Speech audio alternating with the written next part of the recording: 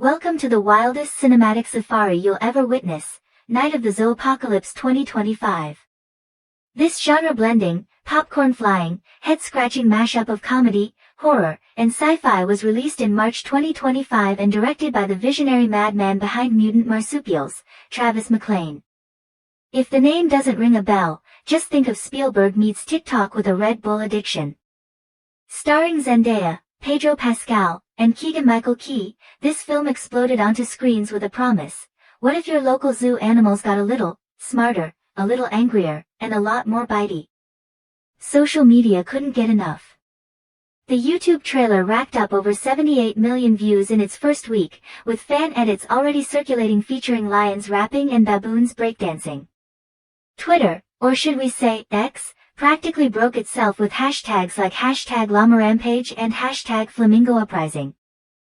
Facebook groups titled, "I Survived the Zoopocalypse" gathered thousands of new members daily. And no joke, there's even a Zoopocalypse filter on TikTok now that lets you get attacked by a velociraptor-ostrich hybrid. Yeah, it's that kind of movie. Buckle up. So here's the non-spoiler gist, the world is mostly chill. People are vibing, influencers are influencing, and the most excitement you'd get on a Tuesday is half-off tacos.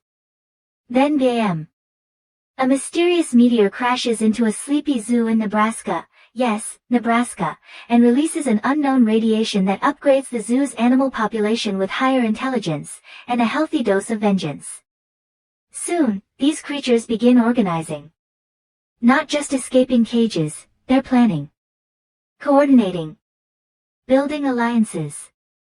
You haven't lived until you've seen an elephant wielding a drone or a sloth hacking a security system. A ragtag team of survivors, including a disillusioned zookeeper, Zendaya, a washed-up animal rights activist, Pedro Pascal, and a wildly overconfident TikTok star, Key, must figure out how to outsmart the animals before they wipe out humanity, or worse, replace us with their own furry society.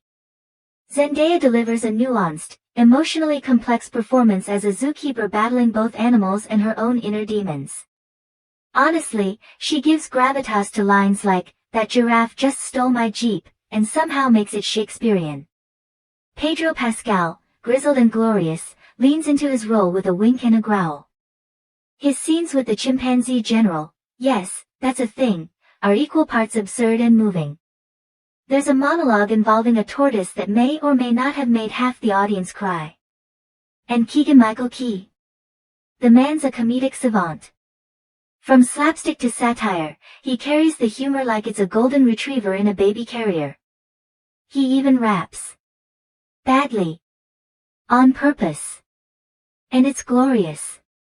Voice cast. Oh yes, because some animals talk now, of course. Morgan Freeman as the wise old rhino. Perfection. Awkwafina voicing a hyperactive meerkat. Chef's kiss. And Benedict Cumberbatch as the sinister panther mastermind. Honestly, nightmare fuel. In a good way. Travis McClane swings for the cinematic fences here. He directs Night of the Zoopocalypse 2025 like someone dared him to make the world's most ridiculous yet emotionally resonant animal revolt movie, and he took that dare personally. The pacing? Impeccable. McClane gives you just enough time to breathe between otter ambushes and kangaroo fight clubs. The storytelling is sharp, intentionally chaotic, yet surprisingly cohesive. He leans heavily into genre tropes, slow-motion dashes through smoke, one-liners before explosions, but flips them with a wink and a nod. It's self-aware, but not smug. He knows exactly what kind of movie this is. The writing is a glorious cocktail of whip-smart dialogue, absurdist humor, and subtle social critique. The jokes land fast and hard, with layered meanings that reward repeat viewings. Every character has a distinct voice. Even the animals. Especially the animals. The script strikes a balance between outrageous comedy and surprisingly thoughtful moments about survival, loyalty, and whether humanity deserves to stay at the top of the food chain. Plot twists. Oh, they're here. But no spoilers. Just know that the final twist may cause viewers to reevaluate their relationship with household pets. The cinematography, helmed by Lin-Mei Takahashi, is a dazzling mix of dynamic tracking shots, sweeping drone views, and intimate close-ups that pull you into the chaos. There's a particularly haunting night scene in a foggy, abandoned aquarium that feels like Blade Runner met Planet Earth. Lighting choices help set mood shifts between horror and comedy without jarring transitions. It's like if Michael Bay took a masterclass from Wes Anderson. The soundtrack, curated by Phineas and featuring contributions from Doja Cat, Hans Zimmer, and Imagine Dragons, because of course, oscillates between epic, pulse-pounding action tracks and ironic pop bangers. One scene with a stampede synced to Billie Eilish's "Bury a Friend" will live rent-free in your brain for years. And there's an original song, "Fangs Out Tonight," that's already trending on Spotify. And TikTok. And probably in your nightmares. Zoo habitats are transformed into militarized zones. A flamingo garden becomes a neon-lit interrogation site. The monkey house. Converted into a command center with banana-colored monitors. Costumes. Oh yes.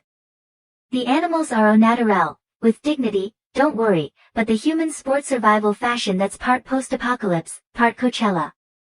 Pedro Pascal's leopard print trench coat deserves its own fan page. There's minimal use of green screen, the filmmakers opted for practical sets augmented with effects, and it shows. The blend of realism and absurdity feels seamless. No uncanny valley here, just fully immersive chaos. The marketing campaign was as wild as the movie. Teasers showed leaked security cam footage of zoo animals escaping, and a fake Animal Rebellion website went viral. Box office-wise, Zoopocalypse roared out of the gate with $160 million opening weekend globally, crushing records for original IPs. It's already a favorite in countries with famous zoos, hello, Australia and South Africa. Critics. Surprisingly positive. Rotten Tomatoes sits at 89%. The New York Times called it unexpectedly brilliant, while Variety called it utterly bonkers and somehow emotionally profound. Night of the Zoopocalypse 2025 wrestles with themes of environmental negligence, animal rights, and the arrogance of human superiority. It asks, in its wild and weird way, what happens when nature decides to push back, intelligently. Fans are creating fanfiction, animated shorts, and Zoopocalypse-themed birthday parties. College classes are already analyzing it under postmodern eco-cinema. Grandparents are debating it over dinner. Kids are drawing gorillas in tuxedos. The emotional punch sneaks up on you. One character's final moment, no spoilers, left even the toughest viewers misty-eyed.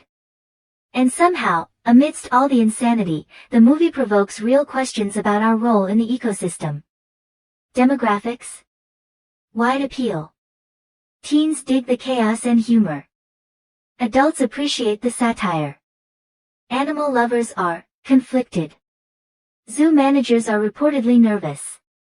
Absolutely. It's a cinematic circus that juggles comedy, horror, heart, and socio-political commentary with the balance of a tightrope-walking orangutan.